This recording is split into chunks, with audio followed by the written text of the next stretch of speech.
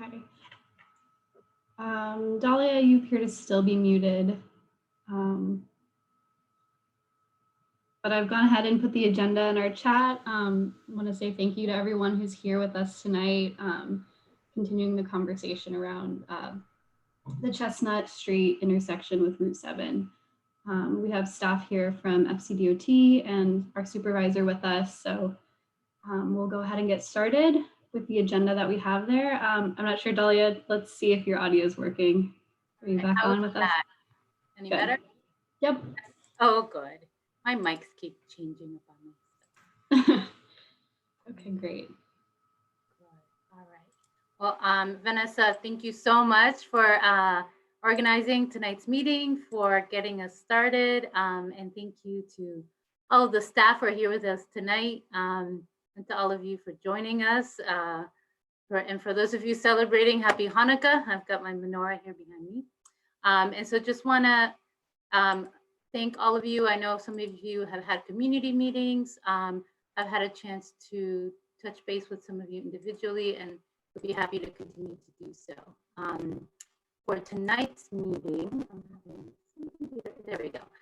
So for tonight's meeting, as you know, and as always, your participation, your contribution have been and will continue to be very useful and valuable as we help have input in the process for the transportation plans in this area. As I've said before, and I know many of you have heard, this is something where we are doing our best to collaborate and communicate with our neighbors in the city, with our neighbors in the Drainsville district, and with our state partners in VDOT to ensure that, that we get the best possible outcome for our community. I know we have several communities involved here, and all may not have the same agreement on what we're looking for. And we really do hope that together we can come up with the best possible outcomes and compromise to help keep this a great community that's safe for everyone to move around it. And then I also wanted to say that I'm going to go over the agenda again. Thank you, Vanessa, for sharing it. We will be reviewing the progress we've made to date in our input and advocacy, and also to hear from our teams in the county as to where we are with traffic calming, with the active transportation plan, and with more. So for tonight's agenda, we are going to, after my introduction, we're going to be hearing a brief update regarding the Falls Hill traffic calming, which Vanessa in my office has been working with many of you in the county to move forward, and she'll give us an update of where we are with that for the public streets in the neighborhood. Then we're going to have updates regarding the West Falls Church active transportation plan with Tim Cutts. Updates to the design process over at Chestnut, which is what Bob Pecora has been working with us, with the city, with Drainsville, and with VDOT to move, to help improve. And then we'll have some time for Q&A. Both Bob and Tim will take questions after their presentation, so we'll have a pause after each section so that they can take your questions. I think Vanessa will explain the process as well when we get there, but as always, feel free to put your questions in the chat, and then as time allows, we will answer those, or if you would like to ask them directly, we will also work with you there, keeping in mind being mindful of moving through the whole presentation this evening. I did want to start with just some progress updates for everyone. Number one is the importance of the matrix with the questions and the concerns that we began and that we added to with the last meeting. I want to thank all of you for sharing your questions at that last meeting. You should have received the documents. Vanessa, did that go out? Yes, so hopefully you've received the document. If not, please message or email Vanessa here and she can get that to you. The document should have answers and explanations for the questions that were asked. And so please review that document. If you feel that any questions were not answered, or if you have additional questions or concerns, please send those as well to Vanessa. this is a working document, and so we will continue to add responses as we get them. It's also going to help us monitor, leverage, and advocate for all the future potential improvements. As you know, we are looking at one development that is being done in the city right now, but we know this area may continue to see additional development. And so it's important that we continue to stay engaged. And we, myself and my office, will continue to advocate for the best possible outcomes. There were many specific questions and concerns raised at our last meeting. And we do know that the neighborhood, and we know we have really several neighborhoods in one larger neighborhood, are generally concerned that some imperfect existing conditions and some associated safety concerns could be aggravated and made worse with the redevelopment over at the West Falls Church Transit Station. So we know that, and that's why we're here, to try to do everything we can to plan for that and to mitigate and keep in mind what those impacts could be. And I agree with you, much of the broader Falls Hill neighborhood was built for auto dependence, and moving to a more multimodal community does bring with it its challenges, but also some opportunities. The neighborhoods around the station are more disconnected than connected, and collectively we want the community to have the safety concerns proactively addressed. And so that's why we are here with you, and we really appreciate your continued input. In addition to that, we have worked with the stakeholders and want to identify some solutions. And some have already happened, and we want, hoping that those can be shared tonight. One of those is a redesign of the intersection from the original design to have both a connected neighborhood and to concurrently protect it from additional cut-through traffic. I know we probably don't have a perfect solution or one that everyone is going to be happy about, but we do hope that the redesigns can come to the least obtrusive and the best possible outcome. We want to make sure we're accommodating safer and more comprehensive pedestrian and bike links. And thanks to our advocacy and your input and our communication with the city and with the developers, we have been able to get better links on Chestnut, on Shreve Road, on Route 7, and all the way across to the new development. So I do think that's one thing that's pretty exciting, and hopefully will allow more of you to be able to walk or bike more safely across to the metro or to the new development.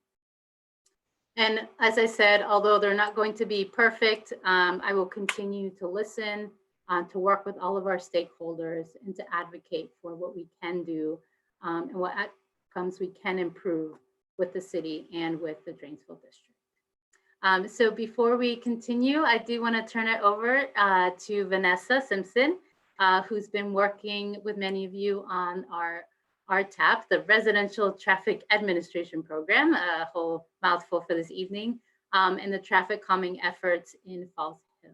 So I will mute myself. If Vanessa, you want to go ahead and give an update of where we are? Sure, thanks, Dahlia.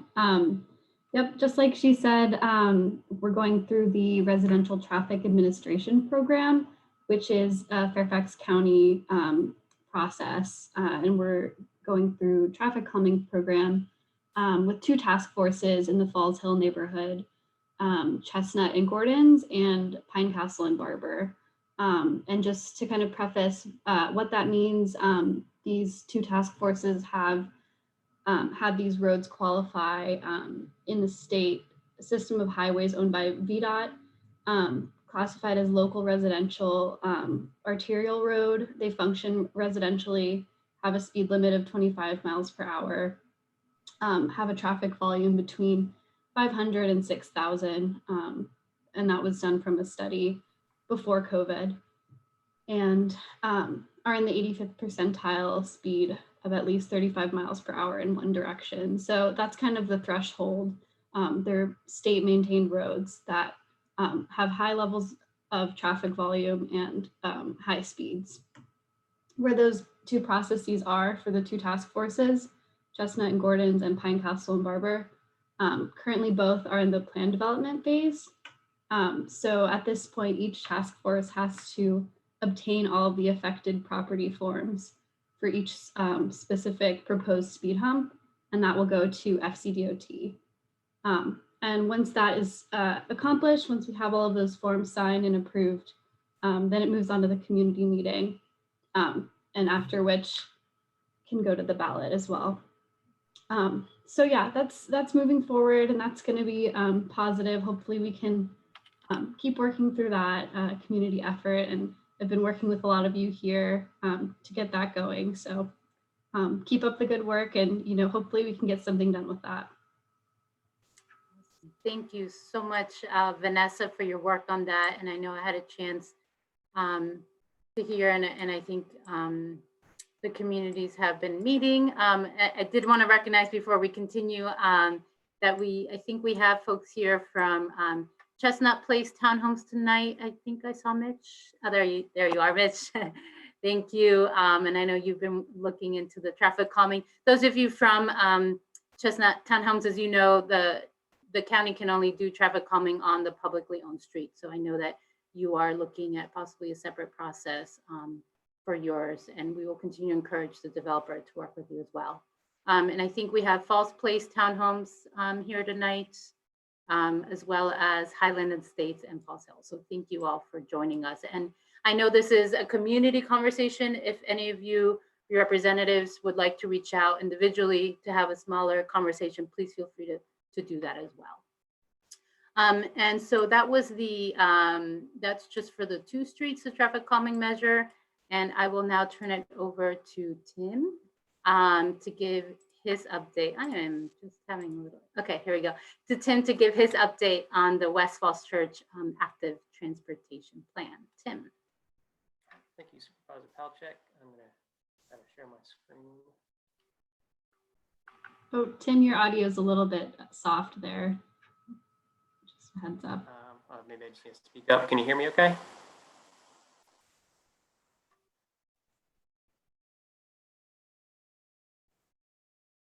All right, and you can all see the presentation? Great. All right, so I'm Tim Kutz, Apacora at FCDOT.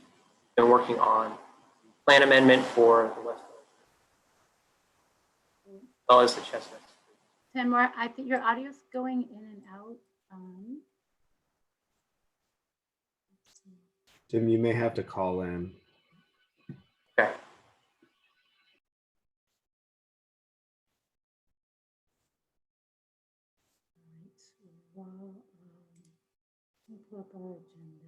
Well, while Tim is calling in, let me just give a little bit more of our update. As you know, we're going to keep working on the draft that Tim's going to share. It will be a working document. It has not yet been finalized by VDOT. And we do know that many of the questions and concerns from the neighborhoods north and west of the station are similar to those of neighborhoods in Providence. So I know it's going to continue to be something that we need to monitor and identify for future improvements. So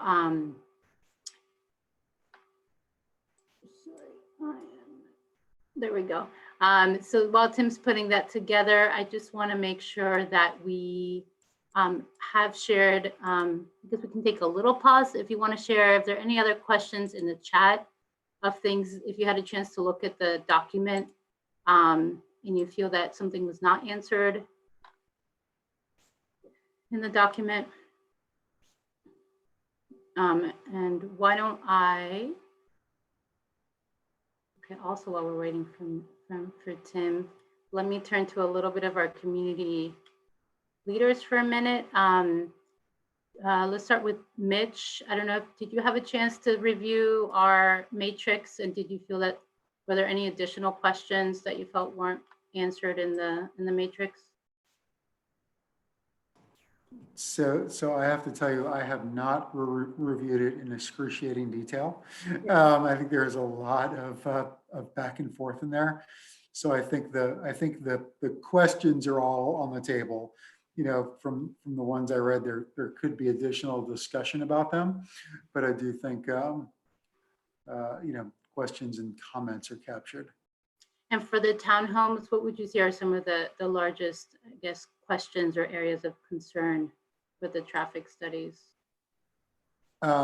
So we actually had an HOA meeting last night, our annual meeting. So we talked about this, and I can just summarize it in two parts. Regarding the traffic calming piece and all of that, right? The constant piece we hear is it needs to be done comprehensively, right? And not piecemeal. So, you know, I will say the fact that our streets are private and are not part of the calming study and all of that are not sitting well with some residents, but I understand why, right? That they're private streets, and I understand the reason why, but I will tell you that is a continued source of, concern about it. And, I think there is no objection to supporting traffic calming around our neighborhood on Chestnut and other streets, so long as the support is there to figure out how we also do it on the Chestnut Place streets at some point, so that they don't become the non-calm path of least resistance that have no speed humps, right? So that was the concern. And then also just, comments about why don't we just, improve the rest of Chestnut Place to a complete street, with a wider section and sidewalks and other things. So that was raised. So, a lot of that discussion still going on. And with regards to the intersection, generally supportive of the updated plan, with questions especially from some of the folks that live right there on Chestnut, about car headlights and other things with the additional turning movements to come through the parking lot. Will headlights be shining in the back of houses that don't today? And I had asked the developer about that at our last meeting, and there was a commitment for additional landscaping and addressing that and doing some other things. So I think generally supportive of everything proposed, with concerns around the edges about obviously the details in the execution, and worrying about all those different pieces. No, thank you, Mitch. I really appreciate it. I'm glad you all had your meeting before tonight so that you could consolidate those concerns. All right, it looks like Tim is sharing his screen, and we'll have a chance to come back to some of our other neighborhoods in the community later. So Tim, let's see if we can hear you now. All right, hopefully you all can hear me okay. Yes, much better, thank you. Okay, great. Sorry about that, not sure what happened. All right, so I was introducing myself, Tim Kutz from FCDOT, and as part of and kind of separate from the comprehensive plan amendment that Bob and I are working on, we're also looking at sort of the outside area. We've been tasked to focus on two sites, Virginia Tech and WMATA, and how their developments are going to unfold. But really, as we've heard from many members of your community, as well as communities north of those two sites and east of those two sites as well, there's a lot of issues with pedestrian and bicycle connectivity in particular. So what we've done is gone and looked at some of the ways that we might be able to address those moving forward after the plan amendment. So the West Falls Church Active Transportation Plan, what we're calling it, active transportation's sort of a fancy way of saying bicycle pedestrian transportation. We now have in the county an active transportation section that leads those efforts. And what we're looking to do is sort of assess what's out there today, the existing conditions. Part of doing that is walking around the neighborhoods you all live in, and walking around the metro site, walking around Virginia Tech and surrounding neighborhoods to get a sense of how people can get around and what they might be struggling with connectivity-wise, safety-wise for bikes and peds. So we do that, we evaluate what are the planned improvements. So at the county, we have a bicycle master plan, a trails master plan. So we have some improvements that are already planned for these areas. And then we coordinate with the city. The city of Falls Church has their own set of plans. So trying to marry those two and figure out comprehensively what this area could look like in the next few years from a bicycle and pedestrian standpoint. And then going with that, developing recommendations that might enhance those initial improvements. And so one way we've looked at doing that, rather than just saying, okay, we think we need a better connection here or a wider sidewalk here, we've tried to take a more quantitative approach to assessing what's out there today. So something that Montgomery County has done is they've developed this methodology to look at what they call pedestrian level of comfort.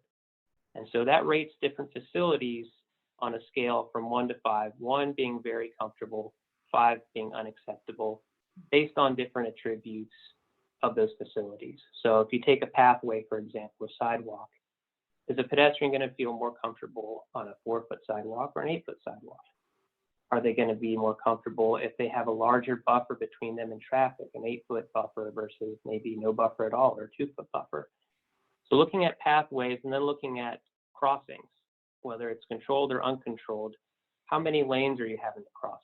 Obviously, having to cross 6 lanes where the traffic is moving at a higher speed is going to be more uncomfortable than crossing a 2-lane road with low speeds, a residential street.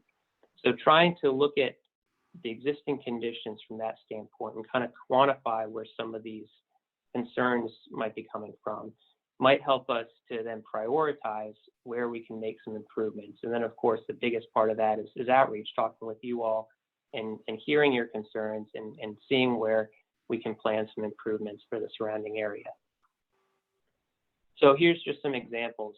If you look at the picture on the left, this is just taken from Google Street View. You see there's a pretty wide expanse down Haycock Road all the way, and you can see the traffic light farther in the distance. That's Falls Church Drive. There's not really a safe area to cross, and it's a pretty wide area. You're traveling across 4 and with the turn lane 5 travel lanes just to get across the street. And you have a lot of neighborhood communities over here where people are going to do this. So how do we improve that for the pedestrian?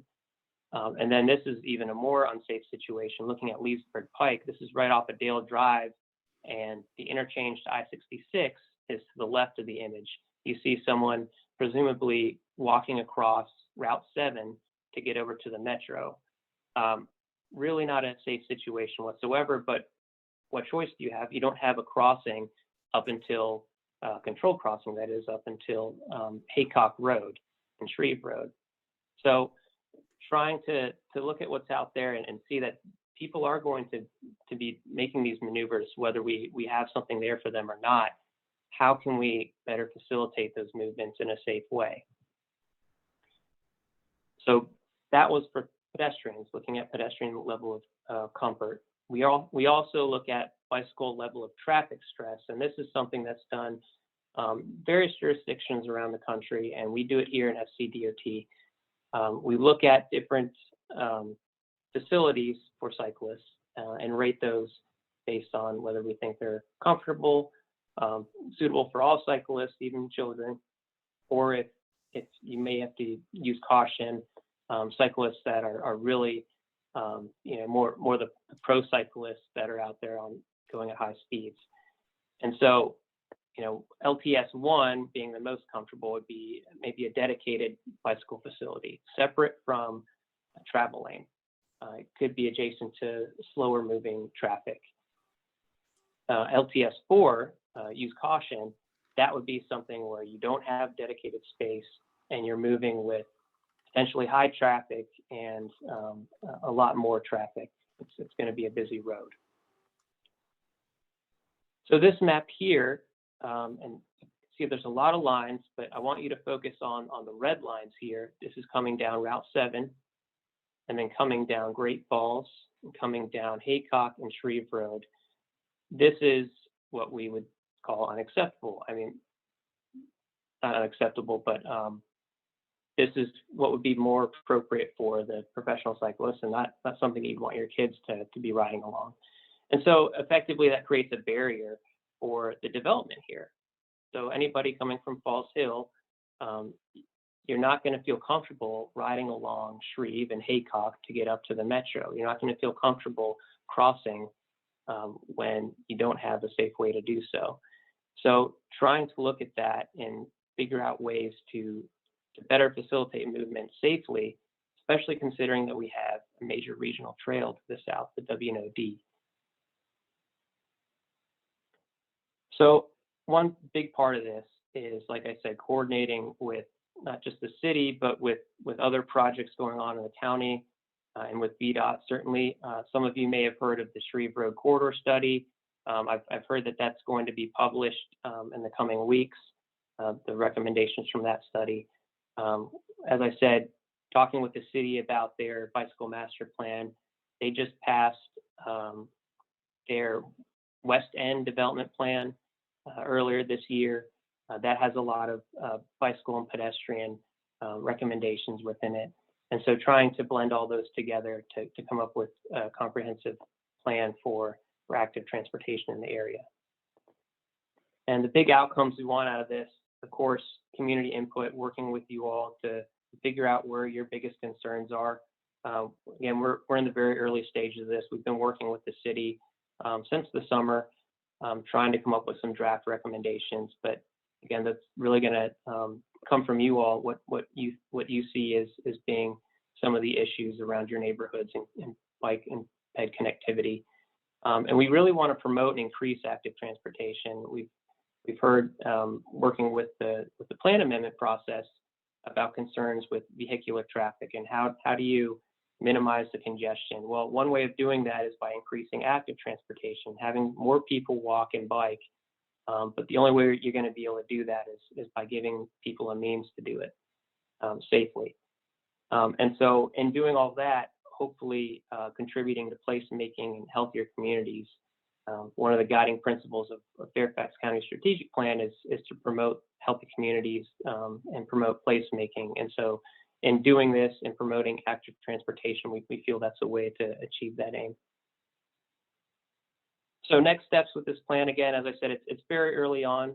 We're going to continue coordinating with our teams here at the county, with the city, and then development teams for the WMATA and Virginia Tech projects. And the biggest piece of that, again, is going to be the stakeholder input and community and public engagement. Refining some of the recommendations that we'll come up with and completing a report. And then some of you may have also heard of the Active Fairfax Transportation Plan. That's a wider county-wide plan that is underway right now. That's in an effort to combine the trails plan and the bicycle master plan and update those with more current guidelines for bicycle and pedestrian facilities. And so that was a very quick overview. If you all have any questions, I'd be happy to take those now. Hey, Tim, it's Jeremy Hancock.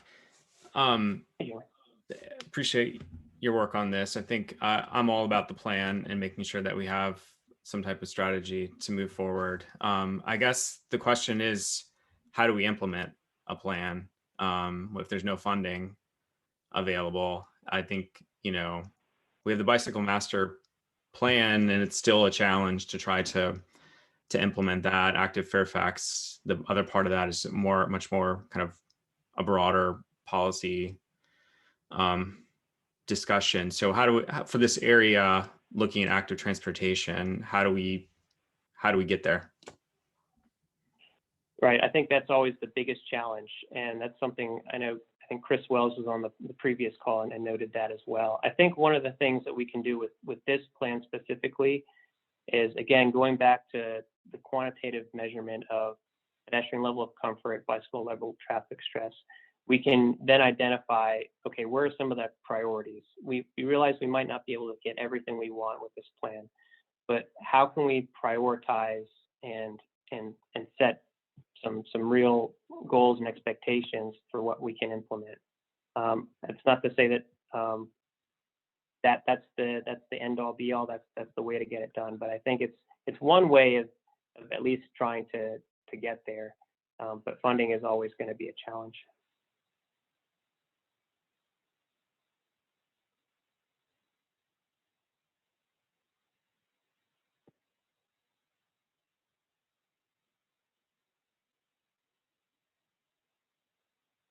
Supervisor Palchik, I think you were muted. Okay, my mic is telling me it's not working, but does it work now? Okay. Yep. No, thank you for the presentation, Tim. And I mean, Jeremy, that's a great question. I think we've been told right now we don't have funding for new sidewalk projects until 2026, right? Unless they're coming from redevelopment, like in this case. So, and I see that Evan is here with us. And so are there any other questions before we move on to Bob's presentation? Any specific questions here? Oh, I do see a few in the chat. From Nancy, I can go ahead and read it for you if you'd like. A pedestrian crosswalk is needed where Gordon's Road intersects Shreve Road. Is there a plan? Very good question. Yes, there actually is one that the city is working on. So they're working on a shared use path up Shreve Road on the south side or the east side. And part of that plan would be to have a crossing over Shreve at Gordon's Road. So that is something that is in the works. And if I'm correct, that's part of what was funded recently by the MVTA grant? Yes. Okay. Yep. Wonderful. Yeah, so it's a city project. I know we endorsed it, supported it, and one of the few, even with funding cuts, that still made it through this year. So Tim, do you have do you know the timeline on that by any chance? I believe the funding for that kicks in 2024. Okay. So still a few years. Planning starts in 2024, and then it's a couple years. I know things take time here, but I know, and I've heard, hopefully the Shreve Road improvements a little bit at a time are helping. And as we get it more funded, should see more improvements. Thank you. Any other questions for Tim? All right. Well, Tim, really appreciate your update on that. I know our new board is committed, although, you know, I think things we could have funded pre-COVID are now going to require some more strategic thinking and flexibility. So really appreciate that. And now I will turn it over to Bob. And Bob is going to give us an update on the planning that's happening along the corridor. Thank you, Supervisor Palchik. Just a voice check. Can everyone hear my voice? Yes. Everything's good? Okay. I'm going to share my screen for the discussion. Let's see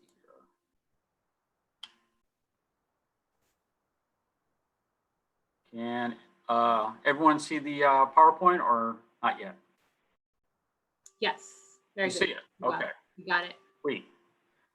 Okay, so thanks again for having us at your meeting tonight, so we can talk about the about the projects like Tim had mentioned about the active West Falls Church plan. So this one, I just want to touch base again about the Chestnut Street intersection, and this time just to give you like a little bit of a history of where we got to on our design, how long it took to get to that, and some of the design challenges that we had. This is something that Mike Wing and the supervisor's office, we've been working on quite about for about a year with Supervisor Palchik, or even longer than a year. And then with Supervisor Smith when she was here. So it's an evolution of design, but a lot of the activity took place in the last, I would say, in this past year, since February. And we have the concept that Evan's team has put together for the Chestnut Street. And this is that design concept. So I want to just, like I said, go back through some of the evolution of the design to how we got to where it's a four-way intersection. It's going through a commercial property, which is a different kind of intersection than we've had in the past, where Chestnut Street is going to be closed off at one end to a cul-de-sac. So this is a different kind of intersection that we've seen in the county, but it's being proposed with the development with the City of Falls Church project. But it still has to go through VDOT, Virginia DOT review, as well as the county. And then also there'll have to be some engineering drawings drawn for this instead of this concept that still has to be approved. And the property owner also has to be on board with the changes that's going to happen to their site. We also want to hear back if there's any comments from you about any other issues or concerns or some thoughts about this design regarding Chestnut Street and how this intersection might work. So I'll get into, we can get into that as far as, and at the Q&A session. So like I said, at the beginning, we started this about a year, 2 years ago, but in this past year of 2020, we've had a lot of changes from where the original concept was that it was it's an offset intersection. And that's one of the key things that's going to pop up in the discussion tonight is that offset intersections with VDOT, not quite a safe situation. And the preference is to have a traditional four-way intersection where the streets align up. So also we want to look at the turning movements, and there was limited turn movements with the earlier concept in February to where we have concepts that actually do work, and left turn movements are possible out of the on the Chestnut Street side of it, from the City of Falls Church side of it, and left turns into the site from westbound Route 7. So back in the day, this is back in March, we had still a concept. I'm just look over the like the overall concept here. We still had the an offset intersection. They were proposing something at Commons Drive, which is the entrance into the Falls Church project, City of Falls Church project. And then Chestnut Street was, in this iteration, a right in, right out. There would be a traffic signal here, a crosswalk and stop bars and the through lane. So we flagged this as a challenge and not quite working well because it still has the offset intersection. So remember, VDOT and the county both would like a aligned intersection. But this one also created other challenges with it. So with the stop bar here, stop bar is where the cars actually stop in front of the line, and then you have a pedestrian crosswalk and the light is in the distance at the intersection. What this one would create is it's a right in, right out at Chestnut, so no left turns into Chestnut Street and no left turns out of it. But with this design, the concept was that or the through lanes here, if this is a red light, that the cars can actually back up the entire way and technically could block Chestnut Street from anyone entering the site or even exiting the site. We talked with this about Evan that maybe this intersection would be clear, but there was still this gap that maybe there still would be some design challenges there or a safety factor that would not work well. The other thing being was that the intersection here with the crosswalk right there, that means that the right turn out of Chestnut Street, it could be a free flow right without a signal. And if there's a pedestrian there, then we have a potential unsafe condition there with someone walking across the street and a vehicle runs into them. So not quite where we wanted to go with that design.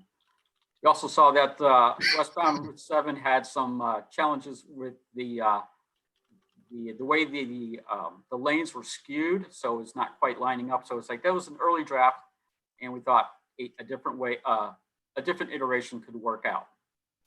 So the next one, this is also in March. Evan's team actually provided us with like 3 different options in March, so we all talked through some of these as we're going through.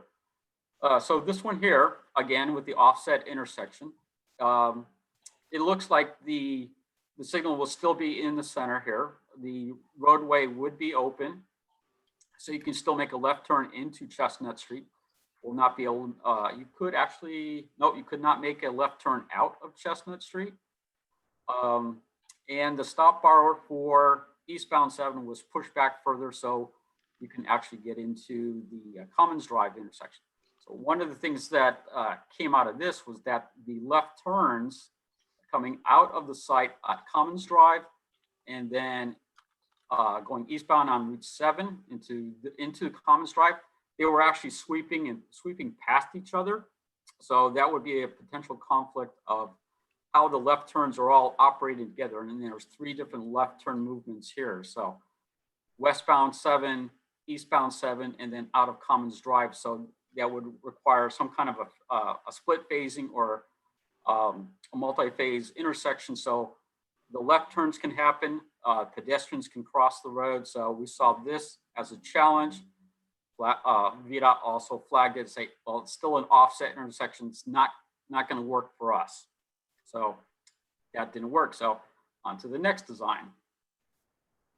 The next design is actually trying to line up the intersections a little bit differently. So it's what it's called, it's a skewed intersection, still offset, but it still also has some design challenges here. So the angled crosswalk, it could put pedestrians at risk. We're still looking at the left turn movements, and you can see that with the black line, the red line, the blue lines, that there's a convergence right here at the center of the street, and that's still not enough of a separation for all the turning movements to happen there. So it's that and the pedestrians, the traffic signal, it would have to work in harmony and allow for the turning movements without too much of a delay, because Route 7 is a major roadway itself. You also saw the westbound 7, it's starting to skew again. So when I'm talking about when it's skewing, it's angling away from the development side of it. So it's actually putting a little bit more burden on the center of the street here. So that was something that was not quite working well for VDOT and for the county as well. So, and then the next iteration. So this is actually getting the evolution starting to get where Evan's team is going to, and I can have also Evan mention some of the things after this. In June, this is the first time we saw a proposal where the intersections align, but it goes through the commercial property. So we needed to have Evan work with the commercial property owner, and I believe this is also the time he started talking with the neighborhoods, the townhomes, and with residents in the Chestnut Street area about how this intersection might work. So that was something that Evan was doing. So he was working on that side of it, but we were working on seeing if this concept would work with the property owners. Are they agreeable to this? It affects this other building here behind the McDonald's because of the access point. And they're proposing the signal, but it's starting to look a little bit better with maybe the shift of the lanes, the eastbound and westbound lanes look better. So we're starting to get there with the idea. And then we started looking at the driveway entrance itself here and the exit movements. So it's starting to shape up to where we were going to be, or where we ended up. And then also it introduces the concept of the closing of Chestnut Street with the cul-de-sac. It's a hammerhead cul-de-sac.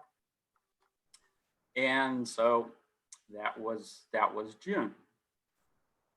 And then July through September, we actually took that idea with Evan's team and some of the input we've heard from Evan's group, that he's heard from the neighborhood, and he's refined the design to align better with what we're looking for this driveway entrance, the turning movements out of the site into the commercial property, seeing how this might work for Chestnut Street itself. Still having a landscaped area, the sidewalk continues on eastbound 7. And also that the signal and the streets align, and introducing a third lane for parts of it. And the intersection here also includes a crosswalk. And so we're also looking at possibly another crosswalk on the other side. So in a way, this actually aligns with what they're planning to do on the City of Falls Church project for their design concept there. And this actually looks to be a better design for us, for the county, and for VDOT. And hopefully that, if you have any other comments, we'll take those tonight as well. So just to overview some of these changes that would need to happen, or things that need to be modified. These are things that we talked about last time we got together. So the roads have to be modified. There was the site plan, that's the commercial property, has to be updated. We heard concerns about the parking area back here, that it's on the stormwater pond. So that would have to be, the stormwater pond would have to be redesigned. Heard again about the headlights, so into the neighborhood. So it's the headlights, maybe it's along the Chestnut Street intersection, but it's also along the, on the west side, where these cars might be parking, that they're not shining lights into the neighborhoods as well. Still needs to maintain the county standards for open space and landscape screening. This road up here needs a public access easement because it's on a private driveway, so it's a public access. That's something that VDOT had told us that yes, public access easement will be needed there, and that's in perpetuity for the site. And then also regarding the reviews and approvals, talk about with the property owners, the managers, the community input. Still coordinating with EYA, that's Evan Goldman's firm, City of Falls Church, VDOT, FCDOT, looking at the traffic impact analysis for the City of Falls Church. The signal justification report, that's a report that was presented to VDOT to look at the signal itself, and does the this intersection actually justify a signal? And we just learned earlier today that VDOT did sign off on the justification report, agreeing that a signal is warranted at this location. So that is one step closer to having Evan's team start with start preparing engineered concepts and site plan drawings. And those are actually basically some of the more the next steps, and that's something that still has to be reviewed and approved through Fairfax County and VDOT as well. So, and then let's see questions. But before I get into questions, I'd like to Evan's online. I'd like to see if he can if he has any thoughts he'd like to share with the group. Thanks, Bob. Hi, everybody. Excuse me. Hi, everybody. My name is Evan Goldman. I'm a partner at EYA. We're one of the development partners across the street on the high school site. And I'll just say, I think you did a great, thorough analysis, so I'm certainly happy to answer questions, but I don't have much to add. It was pretty exciting news today. VDOT has, we've been working on this for about a year now, so it's just exciting to hear that the concept got approved today. And then the next step would be to do a site plan modification for the shopping center, which would be in the county. But anyway, yeah, I'm happy to answer any questions anybody has. There's no easy solution here, is what I'd say. There's varied interest on both sides. There's commercial property owners that the retail shopping center that is worried about not having access, that want to try to get rid of their trucks going through the neighborhood. We were reached out to by townhome property owners as well as single family residents in Falls Hills that want the ability to make a left turn at a traffic light onto Route 7 and not have to go out to Shreve. There's also people that don't want that, that are worried about cut through traffic.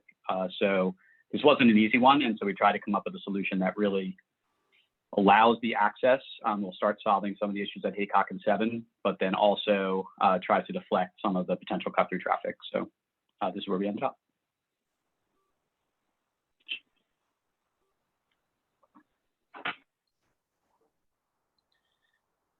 Thank you, Evan. Appreciate that. Dolly, I'll turn it back to you if you'd like to help with whoever we need to for questions, or if there's questions, or maybe it's Vanessa that's doing this. Sure. No, thank you, Bob. And I know we have a few questions here, and I think if you want to, for now, well, I guess we can keep it on there. I will have to hop off a bit early to join a commission meeting, but I just want to reiterate that this continues to be a work in progress, and I think this was shared, that there are many competing thoughts on this and interests, and I know that we're trying to do both for the short term, and I know there are a lot of questions we received about the long-term planning, and absolutely that has to continue to be part of this. I think there are a few questions. I will turn it over to Vanessa soon to help work with staff to answer those as we can tonight, and then moving forward. But obviously, those of you who've already worked with Vanessa and Mike in my office, please continue to do so. And they will continue to coordinate with you, with our county and state transportation teams, with the city, and with EYA and the other developers to ensure that we are advocating for your interests. So with that, I think I will turn it over to Dahlia, before you jump off, could I had one question that I was interested in your take too, related to the traffic impact analysis. Bob, I heard some of your comments on the West Falls Church Task Force, but I don't spend a lot of time reading traffic impact analysis, so I wanted your take. But my impression from that, a lot, and this goes back to the spreadsheet document, a lot of the expectation on the impact to that there wouldn't not be as much impact to the neighborhood on cut through traffic because traffic would tend to stay on Route 7 and it would not increase traffic. My understanding from the traffic impact analysis is that it came back and said that there wasn't a lot of improvement down Route 7. Am I interpreting that correctly? Yeah, well, beside, let's see. Go ahead. Am I on mute? No, I'm not. No. Besides the this intersection improvements, this is the one that had the majority of the improvements to occur at Chestnut Street. The other signalized intersections, like at Haycock and Shreve, at the I-66 off-ramp, and even up at Idlewood and Route 7, they had signal timing changes were proposed by the development team.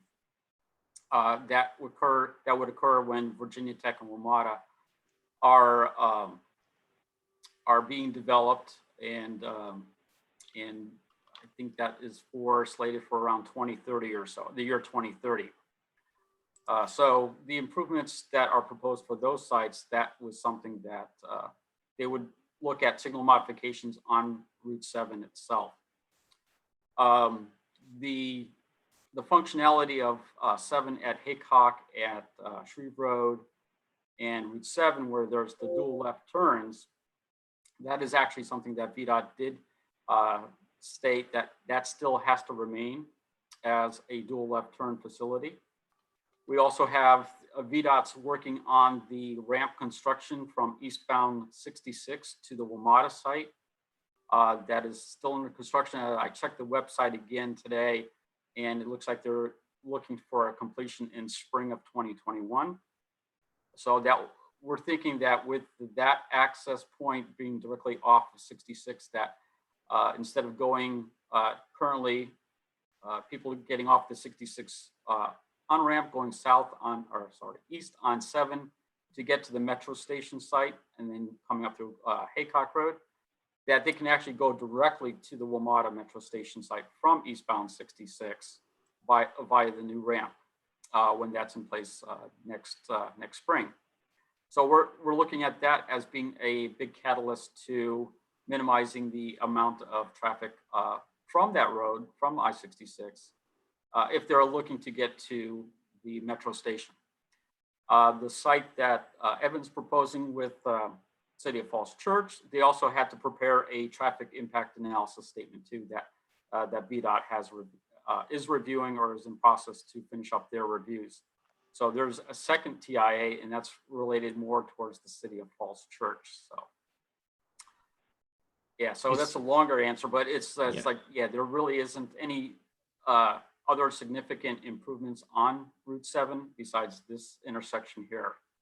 That and this is being proposed by Evan's team rather than the City of Falls Church building it or Fairfax County building this.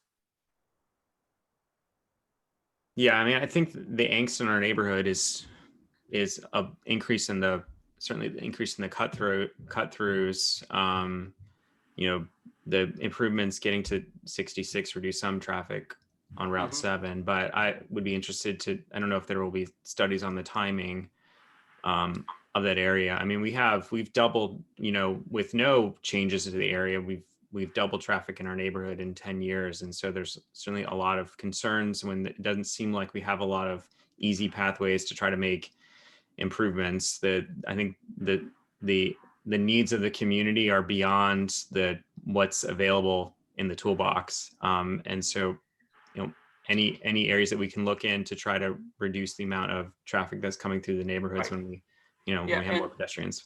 And as this project is developed, that's something that we mentioned last time, and I think it's also in the comments, that we will still work with you on if there's traffic concerns in the future, or when these projects are starting to become realized, that if there's a cut through traffic problem, or if there's speeding or whatever, that's also back to the residential, the RTAP program. So that's something that is one of the tools in the toolbox that we can still use. We can come back and reevaluate the neighborhood, as well as more of this development starts coming online. The City of Falls Church project, I believe, is slated for the year 2025 to open up. So that could be something where in the not too distant future, another evaluation takes place for the traffic, for the roadways here on Route 7 and also within the neighborhood. My camera's frozen, I think, but can you all hear me? Yes. Okay. Thank you. No, Jeremy, for the question. And I know we got a chance to hear from you and from Mitch. And before I do jump off to this other meeting, I know there are quite a few questions coming in that I think Bob and Tim will be able to answer tonight. I did want to just make sure we hear from our other communities about what you're, and what you're specifically seeing as some of the major foci or concerns you have. So I don't know if Tara's still here, if you wanted to represent community, if there's anything you especially want to make sure was shared. Yes, Dahlia, hi, I'm here. Hi, Tara. There you are. How you doing? Yeah, our biggest concern is basically just access out of our area. I feel like we're an island, and the closing of Chestnut Street kind of closes off one of those accesses to our community. And it's just it's a frustration of ours, because we're going to be putting a lot more traffic onto Shreve Road and Gordon's Road. And with nothing being foreseen in the future here of there being plans to do something about that. I mean, you're cutting off that community, in Chestnut, and then the ABC store and everything like that. And so Jimmy John's drivers are just going to be cruising through our neighborhood. So the increase of traffic that's going to be coming through Chestnut because of that, and I understand that we have the other cut through the other business, but that is a concern of Highland View. And just the lack of pedestrian safety that's there outside of what the lovely walkway that the Chestnut development put in. Outside of that, when you're walking in the community, once you walk off of that double sidewalk there, or that trail, it's very dangerous. And so I don't know how we're going to sit here and say that our community is bike friendly and pedestrian friendly when it's not. And I think if anyone were to walk along there, you would understand a tremendous amount of insecurity that we have, even just crossing right at the light there at Shreve and 7. It's just dangerous with the cars flying off of 7, coming to a stop. There's too many people still going way too fast along there, even though there's 25 speed limit. So I just feel like that, we need to try to work a little bit more as ahead of the development versus let's just wait until the development gets there and then we're going to work on it. And then we have to wait another 4 years for funding or 5 years for funding. It's just not sustainable, and people are going to get hurt. There's going to be a lot more accidents, and there's going to be a lot more pedestrian and bike accidents along there because it isn't pedestrian friendly and it isn't bike friendly. So that's just our viewpoint from the Highland View. Thank you, Tara. Let me add, oh, go ahead, Dolly. Go ahead, Bob. No, go ahead. I was going to say that with the City of Falls Church and Evan's team, they are working on improving the intersection at Haycock, Shreve, and Route 7. And I believe that work has already started for the streetscape improvements there. So Evan's project will also, and he can say it better than I can because it's his project, but they'll be looking at improving that intersection as well as the project is being developed. Yeah, I think that's one of the, I mean, I totally agree with the person I was just talking. You know, one of the issues in this area obviously is it was developed suburban, in a suburban nature. A lot of the streets don't have sidewalks that are appropriate. And then you have Route 7, which is this huge barrier. And yet you have a metro, you know, right across the way that is one of the least used in the entire system. Partially because it's just not easy to get to. It's not a comfortable and safe walk. And partially because there's not a lot of commercial activity in the area. There's not a lot of development on the WMATA, Virginia Tech, and high school sites. And so, you know, the traffic studies that were done and submitted assume a certain level of kind of background increase in traffic throughout the whole county, throughout the whole region, quite frankly. It's given to FCDOT and VDOT by the Council of Governments, which is kind of an organization of all the different government agencies in and around the region. And it just assumes a certain amount of increase in traffic over time. And generally that's true. What that doesn't do is point specifically to a neighborhood where there's the good type of development occurring. And so one of the major benefits of this project, not just high school, but Virginia Tech and WMATA, is the creation of this really beautiful pedestrian-friendly boulevard with bike lanes all the way from Route 7 to Metro, and a safe pedestrian crossing at a traffic light at the end of Chestnut, so that those of you who live in this area on the side of 7 on the south side, you know, on a nice day, a 20-minute walk to the Metro won't feel like you're taking your life into your hands, and that should increase the ridership by a little bit. Doesn't have to increase it by, quite frankly, all that much to make a really big dent in traffic. So that's one of that's been a way that this issue has been resolved around the county and around the region, quite frankly, around the country. My old company, Federal Realty, did a lot of work both in White Flint and Bethesda. In Montgomery County, very similar parallels, especially in White Flint, where very few people imagine themselves ever walking or biking in the area because of how bad it was. And those that did exactly what you just said, complained about the fear of being hit by cars or the incidents. And then as these pedestrian-friendly urban projects were developed with the right infrastructure, it increased the catchment area of the transit system. Rockville Pike has gone from, in the early 2000s, they were at 92,000 cars a day. They're down to 56,000. And it really does make a difference. You don't have to have this never-ending problem. You don't have to have 1% increase in traffic for the rest of your lives if you start designing a more urban and efficient way with the right pedestrian infrastructure. So that's the beginning of this. And then the next step, I think, which Fairfax County is studying is, you know, then how do you get that into the neighborhoods? How do you get the neighborhoods to that point where they can cross safely over Route 7? So I think there's some trust and faith that's involved, but ultimately where this has been done, it's led to much better outcomes, not negative outcomes.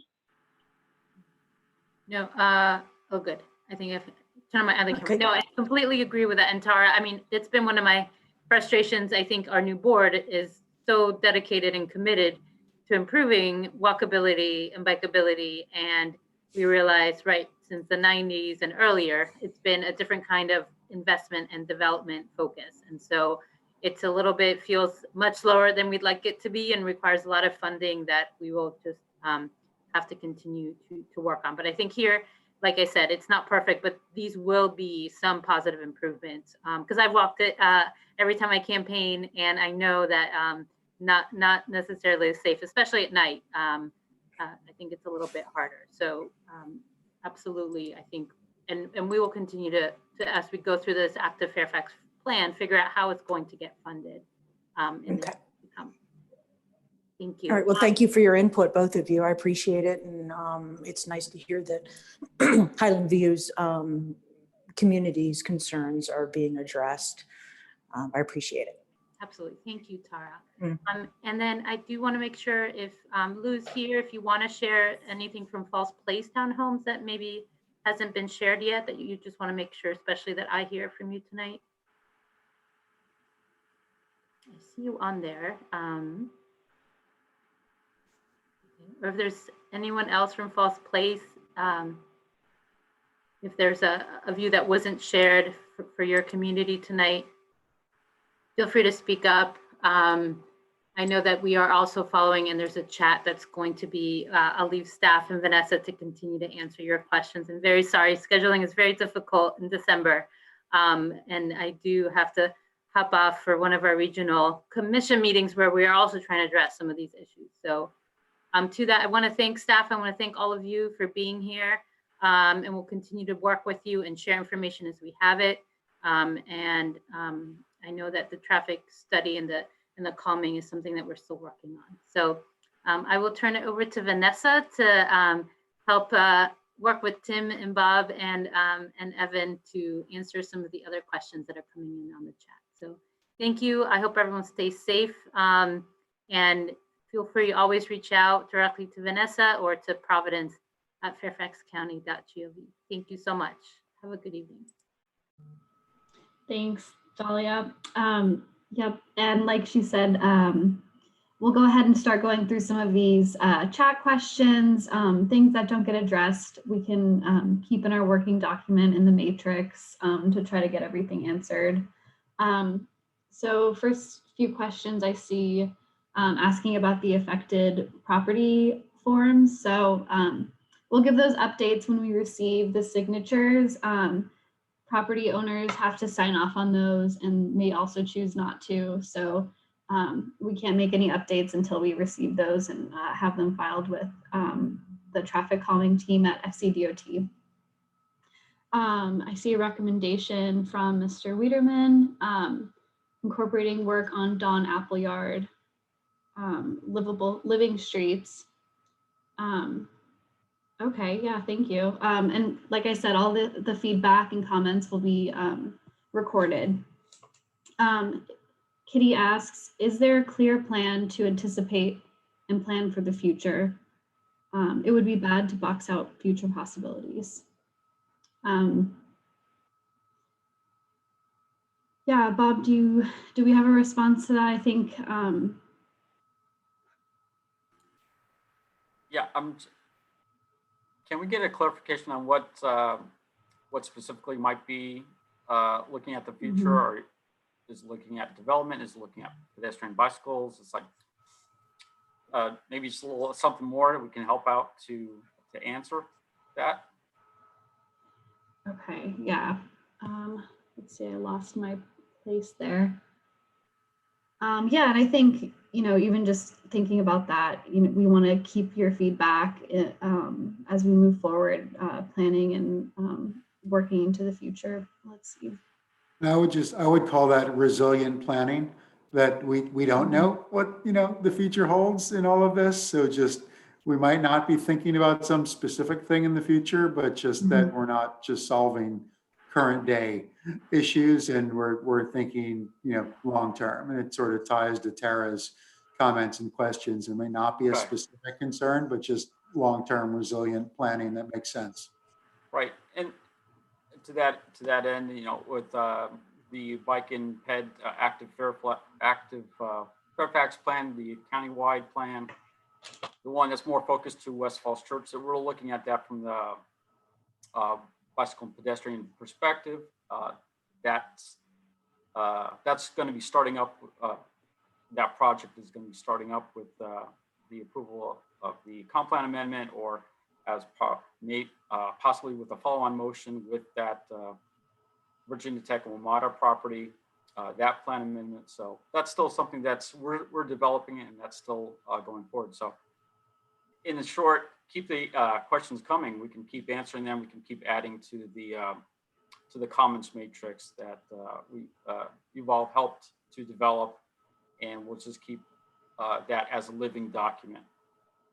Yeah, and let us know too when we miss something. I see a message here next. I don't see the prior raised headlights issue noted in the matrix. believe it was discussed at the last meeting.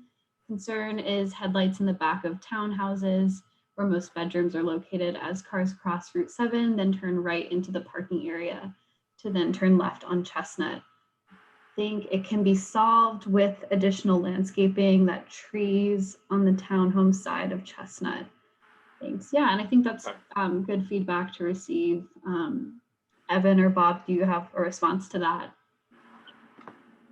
Yeah, I would just say, just so everybody remembers, we have not submitted a site plan for this site yet. So there's a whole 6-month process we'll be going through with the county to approve these changes that you're seeing on the shopping center site. And that's where we'll engage with the community, and we're certainly happy to add additional trees to deal with stormwater management, for example, at the south side. But all of this type of kind of very hyper local issues get handled at the site plan stage.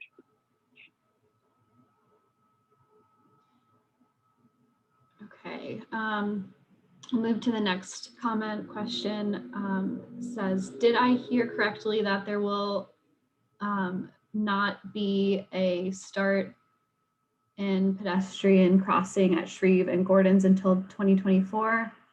I'm not sure. Yes, yeah, that's the city's project, and funding for that doesn't start until 2024, and that's the design, plan and design, the shared use path along Shreve Road, and then the crossing at Gordon's. Mm-hmm. So unfortunately, still a few years off. Subject commercial property is rapidly dying. There's a Virginia ABC using about half of the rented space. Otherwise, there's a Jimmy John and massage parlor. Could an eminent domain help? Eminent domain move help here?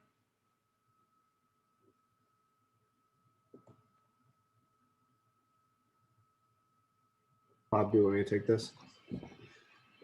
Yeah, let Jeff Herman can from planning can do that. Transportation planning.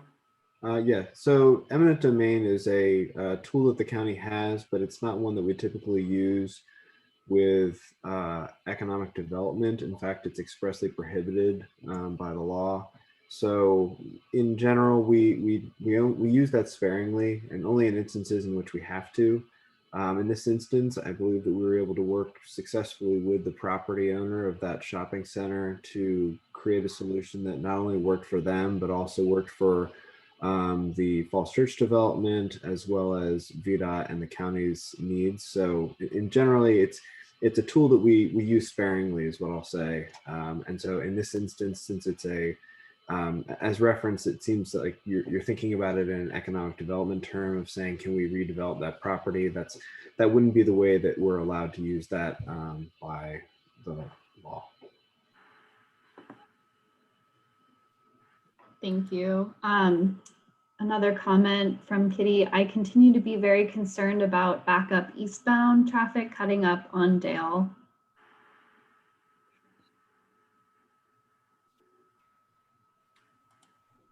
Yeah.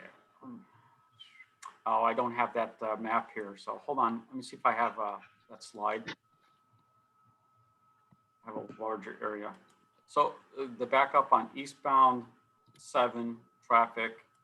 So basically where the location is, where the I-66 off-ramp is, coming in from the Tyson's area, from the interchange itself, I believe that's the concern. So, right, yeah, I don't think I have that. Oh, this is probably the closest thing I have to that. So if the concern is eastbound 7 here, this is Dale Drive, right where my cursor hand is.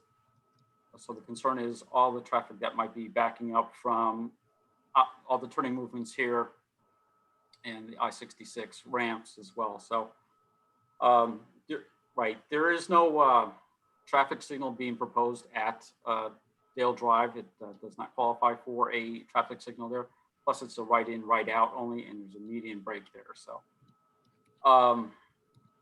as far as the timing of the signals, that's something that is in the works for, as I mentioned, the signal timing from the Haycock, Shreve, and 7 intersection all the way up to Idlewood.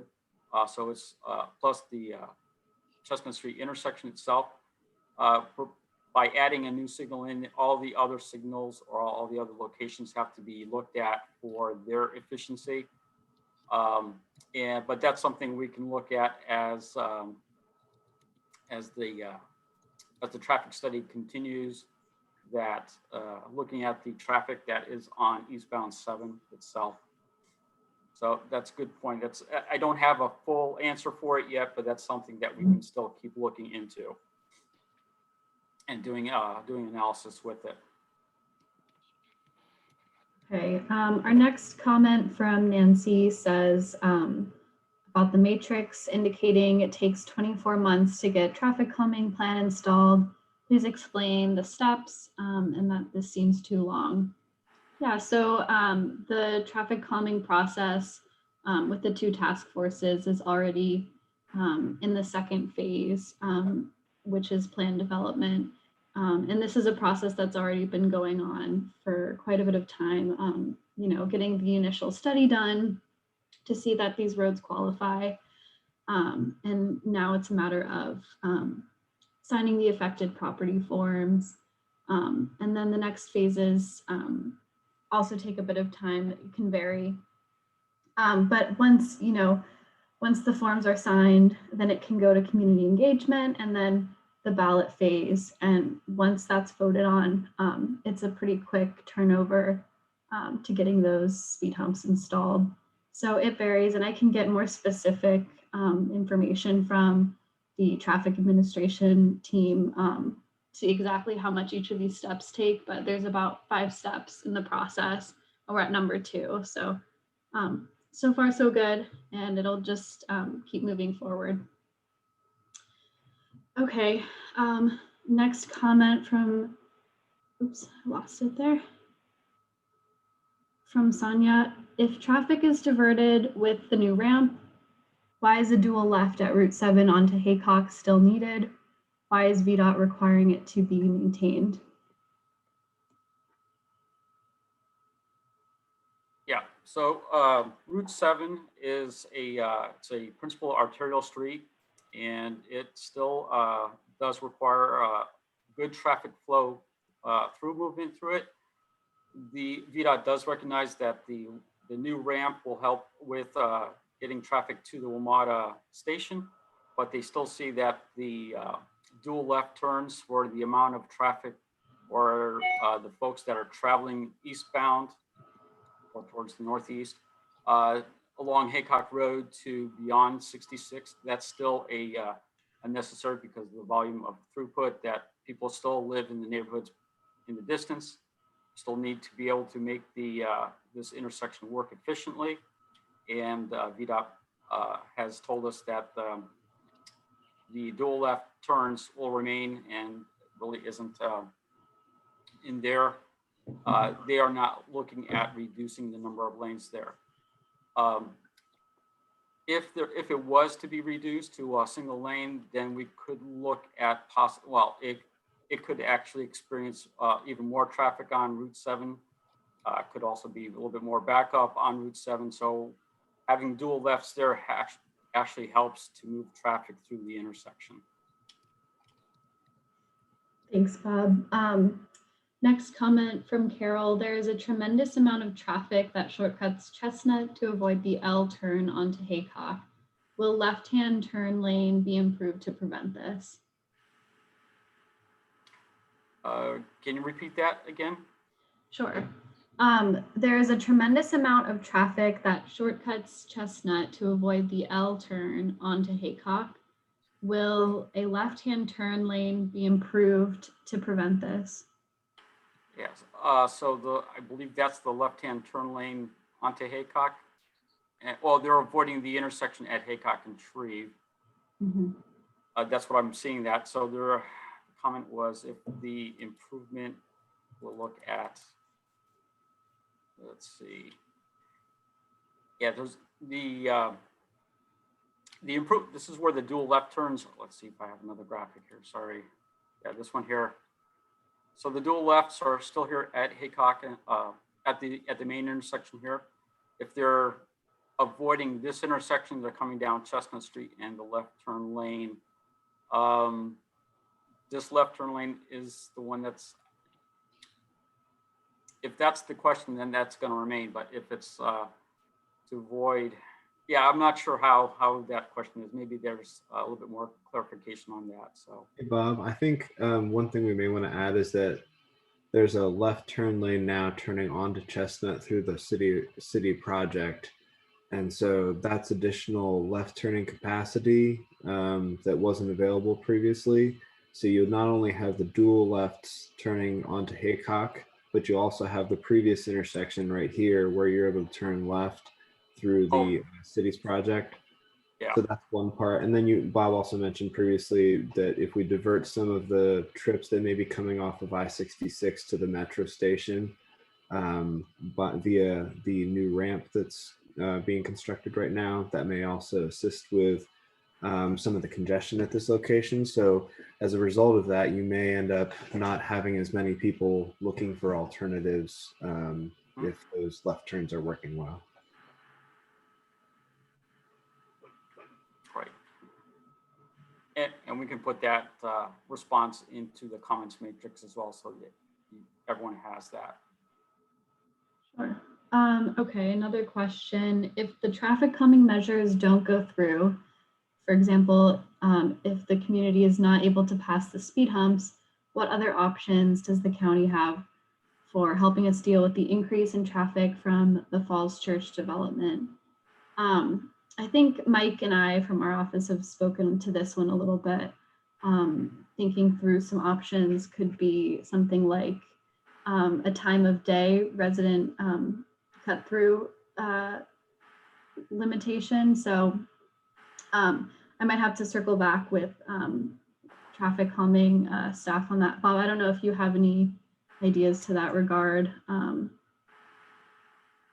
Yeah, I think that question was, that did come up it's in the comments matrix. So the time of day turn restrictions, I believe the way it was framed is that it does not discriminate who lives in the neighborhood, who does not. So it might be restricting all traffic, not just the residents who live there or the non-residents that live there. So I would say talk again with our traffic calming folks in the RTAP program, see what ideas they also have. There might be something else that that can happen or could happen. So I'd suggest another conversation with them. So, and our staff are not here tonight for this meeting. Okay. Yeah, thank you. I think there's more. I think there's some legislative change related to that. I think there's been some pilots on the cut. It's still related to the cut through program, but limiting it to or allowing residents through. Oh, okay. So yeah, so I think it's still limited at this point of which streets are able to do that, but it's something we can look into too. Okay. Well, it's good to know, and I'm sure that Steve Knutson's group might also know that as well. So, okay. Thank you. Next comment, stating it's confusing that the county is taking the stance that traffic calming is separate from development when it seems these two issues should go hand in hand. Yeah, I mean, a little bit to that, the traffic calming traffic administration program is a separate program in itself. Like I said, the streets have already met that qualification. And, you know, that's where the funding comes from. It's separate from the development. And I think, you know, that process is already moving forward, even, you know, as development plans are going through. I don't know, Bob, if you have an additional comment to that point. No, you're right. It's a separate program. There's with the RTAP program, it's looking at existing traffic. If there's concern, that's where a study is initiated after consulting the supervisor's office. As this development happens with the City of Falls Church or with the WMATA Virginia Tech, it's like, again, that's something that can come back. The staff can come back and do another study about it after the fact. Yeah, it's not quite predicting what the traffic would be. Well, we do predict what the traffic might be, on the roadways, but we don't look at it from the perspective of actual traffic calming measures until the traffic is realized on the roadways. Mhm. Could you talk a little bit about, I don't know if Evan may have a view on this, but it sounded like, so the intersection has been approved. What's the timeline? I thought that the intersection, the transportation was going to happen sometime before the development. Is that still the case?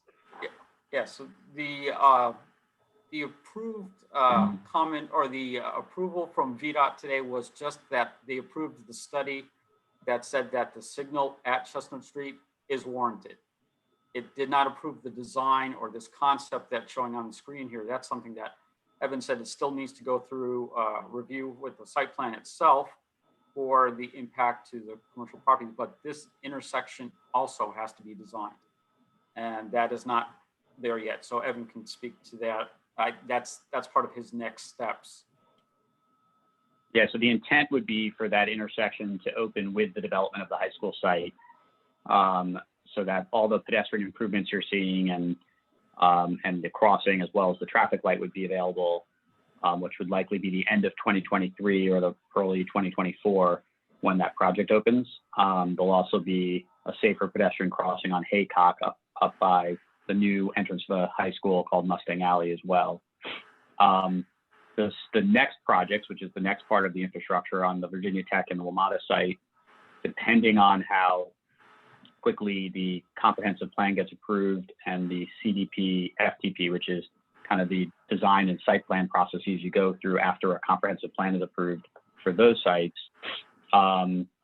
that infrastructure would probably start going in shortly after this opens, within 6 months to a year of this opening. If those processes are more quick or done more quickly, and if we're able to potentially access some funding to build the infrastructure in advance, the goal is to get that infrastructure in when the high school site opens, so that when the high school site opens, you've got that connection to the metro and all the way around to Haycock. Just given the timing of the two different jurisdictions and how we're going through the processes, that might not quite make it, but we'll be pretty close. Great. Thank you, Evan. Our next comment here, and I know we're getting close on time, so just want to be mindful, ask that, you know, if we're available still for a little bit longer, I can stay on. Thumbs up or thumbs down, you know, we'll go to this comment real quick. From Paul saying, how much consideration has been given to the density of the new project and how much traffic is being generated onto Route 7? It seems that the developer is maximizing the land use and providing max tax revenues to FC, is that Fairfax Falls Church, without considering the impact on Fairfax County residents. Who's advocating for the non-Falls Church stakeholders?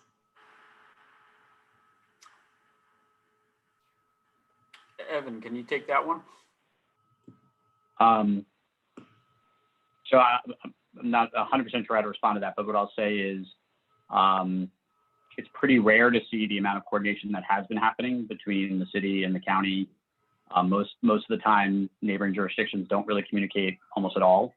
For the most part, you know, neighboring jurisdictions want to have control over the property within their boundaries, and that's fairly typical. So, and obviously you personally probably haven't been to meetings, but there's been, and I've probably attended 120 meetings at this point over the last 2 years with the county, mostly public meetings with the county, with the city, many of which were county and city jointly. There are conversations going on between the county and the city about coordination of infrastructure, coordination of roads, utilities, also how the traffic calming can be handled, which, you know, everyone's aware of. The city actually did traffic calming along Grove Street, which is in the city boundaries, to help in that area as well. And then on top of that, we're talking about, are there ways to forward fund infrastructure jointly too? So there's quite a bit of coordination going on, both publicly and in, I'm sure, conversations behind the scenes between various officials that know each other. But it certainly isn't an instance where the city is just kind of barreling ahead and ignoring the county. In fact, Bob, who works for the county, and I'm representing a property in the city, we've been working together for 15 months on just literally this intersection design that just got approved by VDOT, and that required a ton of back and forth and compromise on both sides and getting to a place where both jurisdictions were happy. So yeah, I certainly wouldn't say it's been done in a vacuum. Right, thank you, Evan. And that's true. I think the Fairfax County Department of Transportation will be advocating, and as well as our office, advocating for residents in the county. Okay, let's see. Okay, I'm seeing some more comments. A concern about Chestnut and Gordon's, that there may be an accident waiting to happen. And I think, you know, like we're doing with traffic calming and trying to go through other processes to ensure pedestrian safety. I think that's a lot of the point of these meetings, and hearing feedback from you all. It's really important. Thank you. Let's see. Why are there not bond referendums to fund sidewalks and pedestrian safety? Every year we vote on school, library, bonds, and think sidewalks would be supported. I was thinking maybe Jeff Herman might be able to answer this one. I can take that. So the bond referendums that the county has, there's a cycle in which they go through what is put up for a vote to the citizens of the county. In 2020, there was a bond referendum for supporting, I think it was about $160 million for the Metro, so WMATA, payment to support WMATA. The last bond referendum that I can think of that we had for transportation before that might have been in 2014. And in that one, there were pedestrian, bike, trail, and some other spot improvements that were thrown into that. County transportation funding is a little bit of a mixed bag in the sense of that there's lots of different pots of money, and we take a look at that large subset of funds and apply funds to what is a priority project list, and fund them as those pots of money come available, and as the projects rise on the projects list, and a cost benefit analysis is done along with that. So the bond referendum is a good tool for us to use, and we do use that. The 2021, which was just approved, will go towards transit. So maybe in another few years, we'll have another transportation bond referendum that will go towards more pedestrian, bike, trail type improvements as well. So that is a possibility. Okay, the next comment I think was sent in a direct message. I'm unable to open this photo here from Hillary, asking about Sycamore, Roosevelt, and Falls Church. So I'm not sure what that question will be. This is Alfred. I posed the question, and it was, I think you started to answer the question with restricting the times and permit to have access to Dale or Gordon's or Chestnut. So I would, that might be a traffic calming we can consider. And there's an example of that at Sycamore and Roosevelt, where it's already being done in the neighborhood. Okay, thank you. Yeah, and we can continue the conversations and add that comment to the matrix as well, looking at other possibilities. And I think we had this comment from earlier, problem with headlights lighting up the living room from every car at the top of the hill. I'm not sure if that might be specific to Chestnut or which road that would be, but that was from earlier. We had, and like Evan said, there's still a possibility to design that into. I think there's still, Vanessa, I think there's still some from those neighbors, some outstanding questions about the stormwater management design and what the parking lot design is. And so it might be helpful to connect with them to figure out what works best. Mm-hmm. Yeah, I've been in touch with Carol. She's a next door neighbor, has emailed me a number of times and has been really helpful. We had a conversation as well. So the intent with the site plan is to replace the stormwater management vault with an underground vault, which would hold the water more effectively than what's been done today. It's an open facility today. It's open to the air. So the idea is that it's intended to almost like a pond, to have the water pond, and then the water evaporates when it's no longer raining. The facility we'll be putting in is a much more expensive below-grade vault, which will retain the water, which is just a different type of facility and will be helpful in getting rid of some of the water runoff that's creating a problem onto Carol's driveway area and the property next door. And then headlights-wise, what I've talked about is there'll still be a fence to the extent there needs to be improvements to the fence to make that better. We're happy to do that as well. And that would all be handled at site plan. Thanks. Okay. Has any consideration been given to pedestrian bike overpass over 7 to make the access easier and safer for pedestrians and bikers? Yeah, that's not something that we had considered in the plan. And the biggest issue there is obviously costs. As you probably know, there's an overpass following the W&OD trail over Route 7 towards the city of Falls Church, and they're actually constructing one up towards 29 and 66 right now. But those very cost prohibitive. And so really, I think what we would be looking to do here is try to connect as many neighborhoods as possible safely to this site and to the metro station. And so if we were to build one overpass, that would obviously eat up a lot of funds. So trying to do things that are a bit more manageable and have a bigger area of impact for the surrounding neighborhoods, I think would be the better solution. Okay. Another comment: if you made the I-66 East exit a solid 90-degree left or right turn onto Route 7, you could put in a traffic light and a crosswalk for safer access to Metro from Falls Hill. I'm just advancing to that diagram. Repeat the question again, Vanessa. I think this was more of a suggestion. Oh, suggestion. To So make the I-66 East exit a solid 90-degree left or right onto 7. Right. So I think that's looking at this this ramp or the slip ramp here that goes. It's a free flow right. It's not. This is the dual lefts that go northbound on 7. So yeah, that's something we can mention to VDOT. But I think they were looking at that at one time a few years back, that if they eliminated this, then the backup on 66 would actually go for another half mile to get to this signal here. So VDOT did look at it with their improvements to the I-66 projects itself, but I believe they ruled it out. But it's a good suggestion. We can also still forward it out to VDOT as well. So That would be appreciated. Thank you. sure.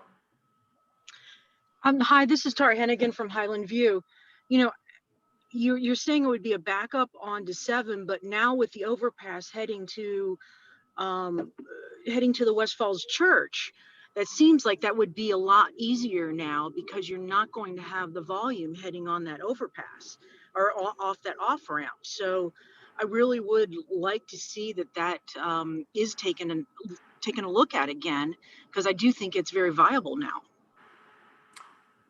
Right. Yeah. So yeah, when VDOT looked at it, that was this ramp here, and this is before this was being designed. So Right. you're right. It could be something that when we mention it to VDOT again, it's like you're designing this, you're building this ramp here. Like, what can be done about this right turn lane here? And I bet that's probably 50% of the speeding that comes down 7 right there, Right.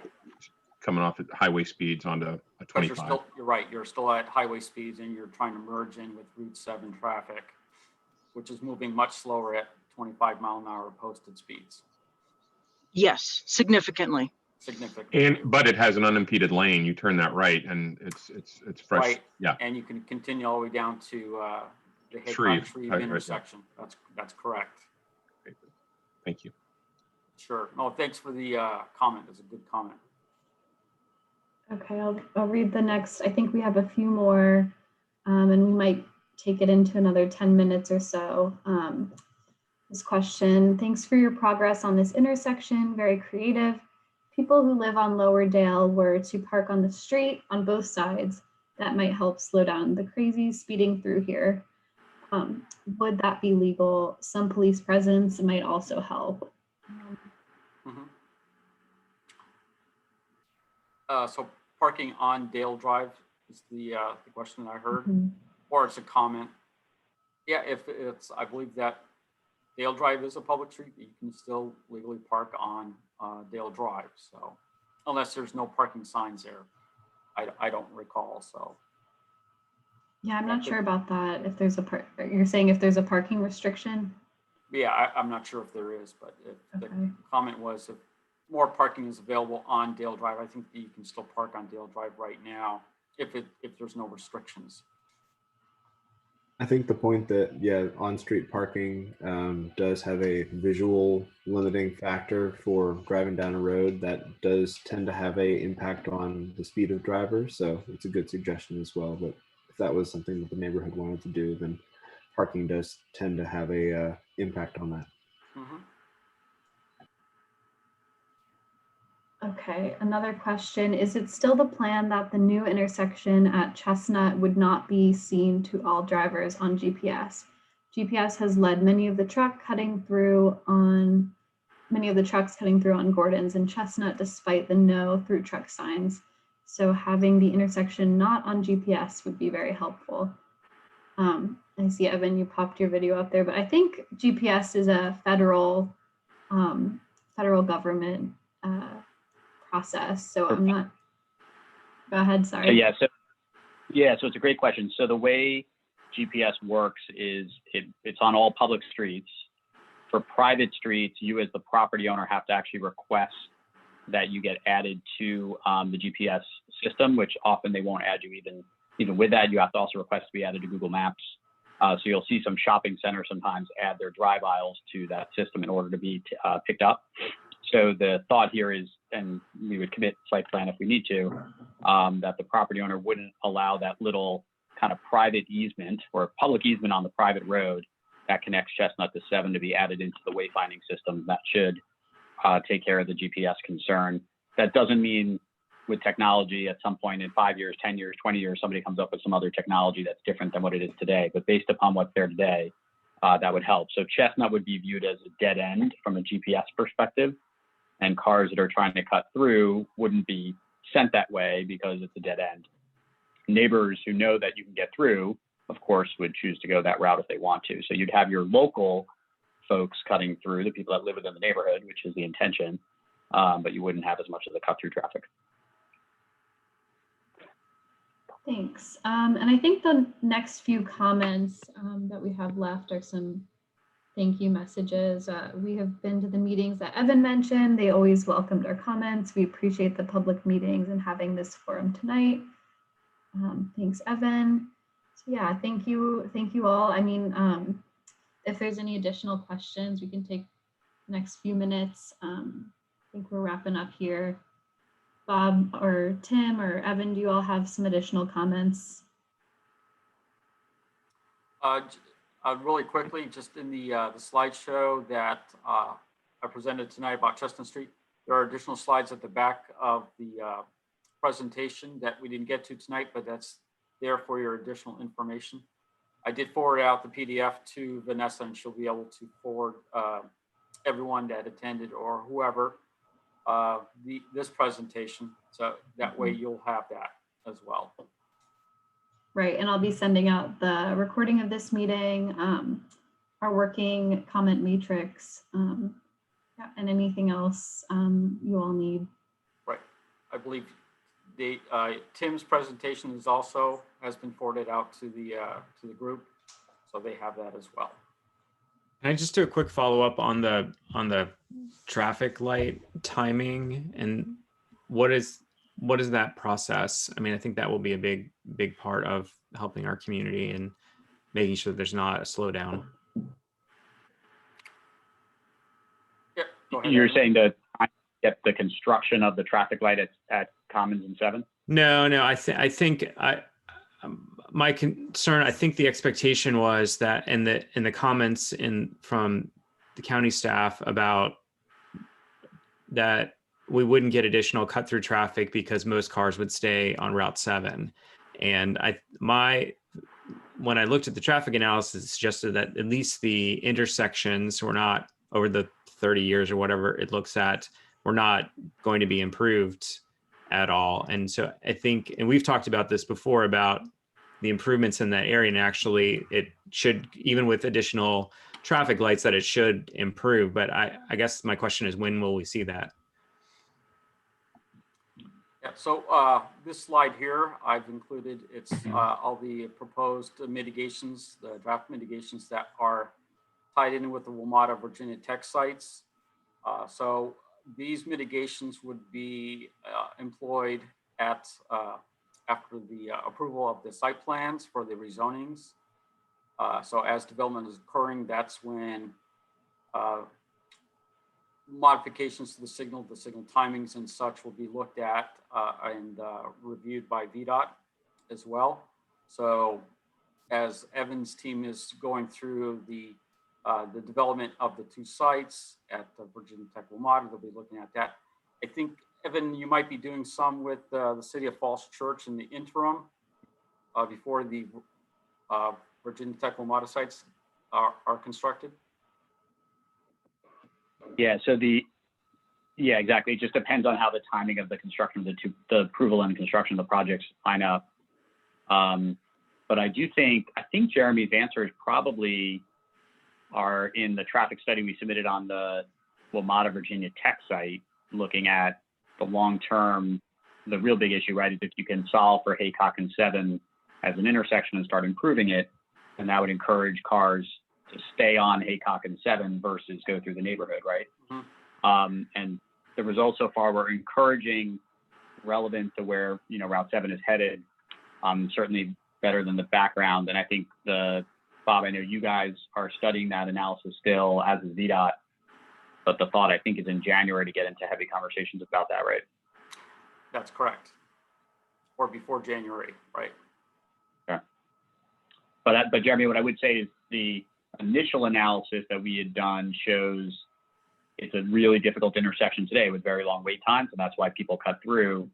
From what we could tell, and this needs to be verified, but even with all the development and the background growth, which we tend to believe is aggressive, but even with that, the mitigations that are being proposed make the intersection better than it is today. Mm-hmm.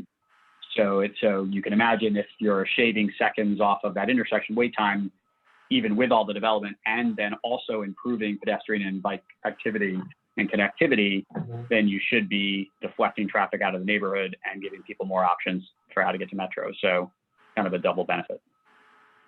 Okay. Yeah, I think as that information becomes available, it will be of great interest to our folks. Okay. Right. And I just want to say too, you know, in addition to sharing these materials from tonight, going forward, any additional updates, you know, we'll be following up with and hopefully having some more meetings in the future as well to keep you all updated and in the know. Okay. I think that's it for comments and questions. If anyone has anything else, I think our chat is slowly quieting down there. I want to say happy holidays to everyone. Happy Hanukkah as that starts tonight, and stay warm this chilly holiday season. Thank you all for joining us tonight. Feel free to send me an email with any additional questions, and yeah, don't hesitate to reach out to our office for anything. Thank you all. Appreciate it. Yep. Thank you. Have a good night, everyone. Thanks. Good night.